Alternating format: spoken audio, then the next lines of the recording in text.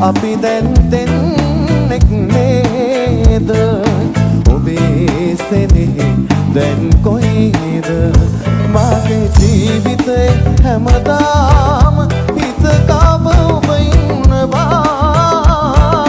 වෙනසක් නොවී පෙර ලෙසින් හැමදාම හරි ආදරෙන් දොරක් යන්න හීන දැක්කා මෙමා මගක් දුරට ඇවිත් ඔයා මේ වෙනස් වෙලා තරහා ගන්න දුකක් දරුව හුඟක් පසුතැවෙමි මා සෙනෙහ දුන්න මගේ හිතට